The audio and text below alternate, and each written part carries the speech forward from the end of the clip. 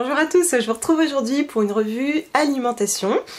Vous m'aviez posé quelques questions vis-à-vis de l'alimentation de mon garçon, de l'alimentation bio. Et pour tout vous dire, j'avais tourné une vidéo bien barbante, bien longue, donc je me suis dit qu'on allait le laisser tomber et que j'allais plutôt vous faire peut-être des petites revues et voir un petit peu si ça vous plaît ou pas. Alors, bien entendu, je vais pas vous parler des fruits, légumes bio qu'on peut trouver, hein. Vous savez très bien qu'une tomate de saison bio cultivée en terre sera bien meilleure qu'une tomate pleine de pesticides en hors saison qui est élevée en serre, hein. Je pense que je vous apprendrai rien. Je vais plutôt vous parler des produits du quotidien, des produits peut-être légèrement transformés ou des produits industriels bio qu'on peut consommer au quotidien, ou des petites choses peut-être méconnues mais qui pourraient vous intéresser. Alors évidemment, à chaque fois que je vous présenterai des choses comme ça, il y a toujours des petits produits qu'on peut faire soi-même, évidemment, hein. Que ce soit du pain, de la confiture, de la pâte à tartiner ou du ketchup. Mais voilà, le fait est que Super Maman c'est pas moi, donc voilà, moi j'en consomme et donc je vous les montre, si ça peut vous intéresser, tant mieux. Alors, je vais commencer avec tout simplement du sucre. Donc c'est le sucre que nous on utilise au quotidien, que je vais utiliser dans mes préparations, que je vais mettre dans mon sucre, etc. Je vous en ai déjà parlé. Il s'agit du Rapadura que j'ai acheté, donc celui-ci j'ai acheté sur Greenwiz. Donc en fait c'est un sucre non raffiné. Je ne prends plus donc de sucre blanc raffiné parce que encore une fois c'est un produit complètement dénaturé qui en plus a très mauvaise presse. Et en fait je me suis orientée vers celui-ci en sachant qu'en plus le Rapadura a très bonne presse vis-à-vis des minéraux etc. qu'il contiendrait. Bon évidemment je ne peux pas vous en parler parce que je ne peux pas forcément comment dire capter ce bénéfice. Mais en tout cas concernant le sucre en lui-même, comme il n'est pas dénaturé, effectivement, il a un petit parfum, une petite odeur, un petit peu caramélisé, peut-être un peu genre réglisse. Bon, toujours est-il que moi je le trouve très bien. Il semblerait qu'il soit plus sucrant que le sucre dénaturé. Moi je ne trouve pas. Dans mon café j'en mets autant. Mais bon, sinon de manière ordinaire, effectivement ça peut un peu parfumer le café et déstabiliser à mon avis les amateurs de café. Mais dans les préparations ça ne se sent pas trop. Comme tous les sucres non raffinés que j'ai pu utiliser, il a tendance à se tasser, vous voyez, à devenir un petit peu dur comme ça. Là je l'ai mis dans un pot en verre pour le conserver. Mais bon, c'est pas très grave, hein, on gratte un peu et on le prend. La seule chose, c'est qu'il est quand même assez onéreux, puisque là, les 500 grammes, je crois que je l'avais eu genre pour 3,60€. De toute façon, je vous remettrai toujours le lien. Du coup, voilà, c'est un sucre que j'ai bien aimé utiliser, mais je pense quand même que je reviendrai sur mon sucre non raffiné que j'achète chez Auchan, que je vous avais également montré, qui est 1€ moins cher pour les 500 grammes aussi. C'est vrai que peut-être qu'il est plus chargé en minéraux ou quoi qu'est-ce. Mais là en l'occurrence je pense que je reviendrai sur un sucre non raffiné ordinaire que je trouve en grande surface.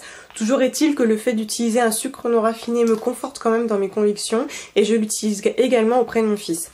En ce qui concerne les invités, c'est toujours un petit peu problématique pour ceux qui sont un peu sceptiques ou un petit peu déstabilisés de ce qui serait différent d'habitude.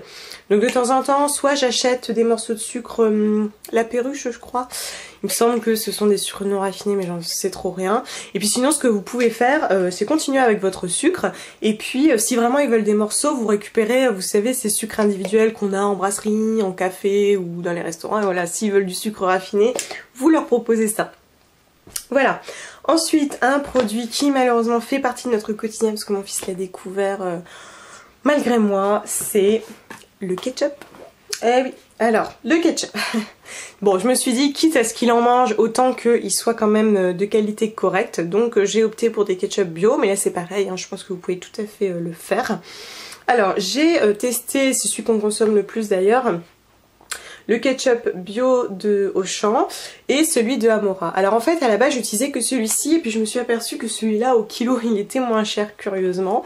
Bon en tout cas au niveau de la composition il me convient bien puisque on a d'abord de la tomate et des fois on peut avoir d'abord du sucre. Donc chez Auchan on a 71% de purée de tomates bio, ensuite on a du sucre de canne bio, du vinaigre d'alcool bio, amidon de tapioca bio, sel, acide citrique, gomme xanthane, des arômes naturels. Ici on a 160 g de tomates pour 100 g de ketchup, du sucre bio, bon là il ne spécifie pas sucre de canne, mais de toute façon dans les deux cas je pense que c'est quand même un sucre raffiné vu qu'il n'est pas précisé non raffiné, du vinaigre bio, de l'amidon, du sel, des arômes naturels et des épices. Dans les deux cas, moi je trouve qu'ils sont très bons. Le fait d'avoir de la tomate en tête de liste me conforte dans l'idée que ça ne sera pas trop nocif pour mon fils. Et on a un sucre bio. La quantité de sucre, de toute façon c'est ce qui fait le ketchup, hein, c'est le sucre clairement. Donc du coup on est obligé d'avoir du sucre. C'est vrai que si j'arrivais à trouver un modèle avec du sucre non raffiné, ce serait l'idéal. En attendant, moi ceux-ci je trouve qu'ils sont très très bien. Et je les utilise en toute sérénité avec mon garçon. Ensuite au niveau des pâtes, hein, parce que mon fils c'est monsieur pâte, hein, il est comme son papa, j'utilise des pâtes semi-complètes le plus souvent. Ou des pâtes ordinaires bio. Mais souvent j'utilise des semi-complètes. C'est vrai que quand il y a eu toute cette polémique autour du gluten, j'ai commencé à m'y intéresser, mais comme vous le savez, je suis pas très radicale. C'est-à-dire que je le prends en compte, j'ai modifié certaines choses, mais je ne vais pas tout enlever, sans doute à tort. Hein. Mais voilà, notamment avec mon fils, vu que j'ai pas assez de recul, j'essaye d'apporter vraiment de la mesure. Donc j'ai essayé les pâtes complètes. Il les mange, moi aussi, hein, mon conjoint aussi. Par contre les pâtes complètes sont un petit peu plus lourdes, elles ont un goût un peu plus prononcé, puis elles ont tendance à être un petit peu farineuses. Du coup moi j'ai opté pour les semi-complètes. Donc là je vous montre celles du jardin bio, qui sont très bien, hein. Moi je les trouve vraiment très bien. Et donc puisqu'elles sont semi-complètes, on part du principe qu'elles contiennent moins de gluten. Alors ce sont des bio, ce sont pas les moins chers que j'ai pu trouver. En général, je prends celle de... Je crois que c'est Priméal. Mais je suis plus sûre. Ça doit être là que je les trouve les moins chères. De toute façon, on en trouve sur Greenwiz. Et on en trouve dans toutes les boutiques bio sans aucun problème. En tout cas, toujours est-il que je prends essentiellement des semi-complètes. Donc toutes formes confondues. Et que mon fils les mange sans aucun problème. Moi, je trouve que ces pâtes semi-complètes sont très bonnes. Et... honnêtement, je ne vois même pas vraiment de différence d'un point de vue gustatif. Du coup, je ne fais pratiquement plus que ça.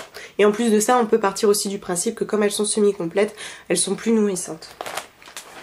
Ensuite, un allié de taille par rapport au fait que nous mangeons peu de viande, ce sont des produits riches en protéines. Et parmi ceux-ci, il y a évidemment les lentilles. Et moi, j'utilise notamment beaucoup de lentilles corail.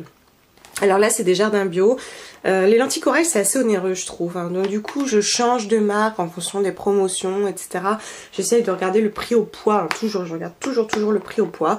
Et j'essaye de prendre le meilleur rapport qualité-prix, mais je les prends toujours bio. C'est vrai que les lentilles je les ai toujours prises bio. Je sais pas, je me dis que leur pellicule est un peu fine et que... il y a des cochonneries qui vont passer dedans, enfin bref. Donc je prends que du bio et les lentilles corail j'en fais énormément. Donc ça c'est pour faire des plats végétariens, donc soit je le cuisine avec des carottes, des oignons, avec de la patate douce, ça dépend. Et donc effectivement c'est un produit qui est riche en fibres mais surtout en protéines. Et c'est pour ça que c'est un précieux allié que mon fils mange sans aucun problème. Le problème par rapport aux lentilles vertes c'est que les lentilles corail ont tendance à se démonter plus vite si vous les cuisez un petit peu trop. Donc si par exemple vous avez mis des carottes, vos carottes sont pas encore cuites et que vous continuez la cuisson, elles vont complètement se démonter. Alors c'est bon quand même hein, mais je veux dire d'un point de vue esthétique ça peut être gênant. En tout cas ça on en consomme beaucoup, c'est très bon et je vous le recommande vivement même pour vos enfants. Et puis pour terminer, évidemment, puisqu'on parle enfant, on va parler gâteau. Et encore une fois, je ne fais pas tous mes gâteaux, hein, vilaine maman. Alors, il y a un biscuit que j'aime bien.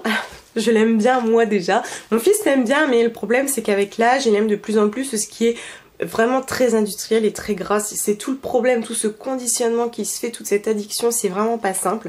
Donc de temps en temps, j'essaye quand même de revenir vers des produits un petit peu plus soft. Et c'est pareil, dans la série, j'ai ouvert les yeux à un moment donné de ma vie sur l'alimentation.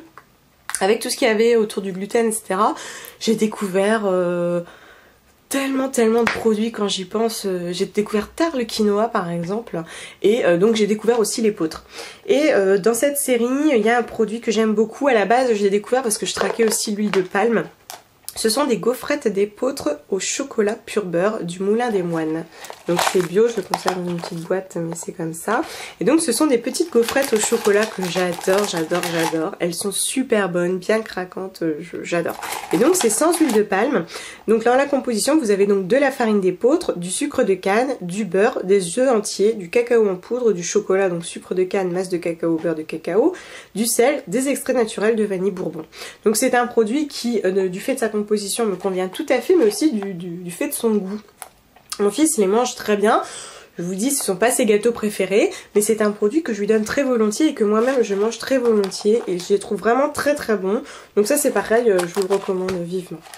Donc voilà, là je vous ai présenté on va dire mes 5 produits bio du mois. Je vais peut-être essayer de vous faire, ça, 5 produits de l'alimentation bio par mois. Je vais essayer de trouver ça au fur et à mesure. N'hésitez pas si vous avez des questions même d'ordre plus général comme celles que vous avez mis dans ma foire aux questions. Je ne les oublie pas, je les ai vraiment toutes notées. J'essaie juste de vous faire des revues un petit peu dynamiques, qui sont intéressantes, pas trop lourdes, pour vous parler de tous ces sujets qui font quand même partie de notre quotidien. Donc voilà, j'espère que ça vous a plu. Je vous souhaite de très belles fêtes et je vous dis à très bientôt.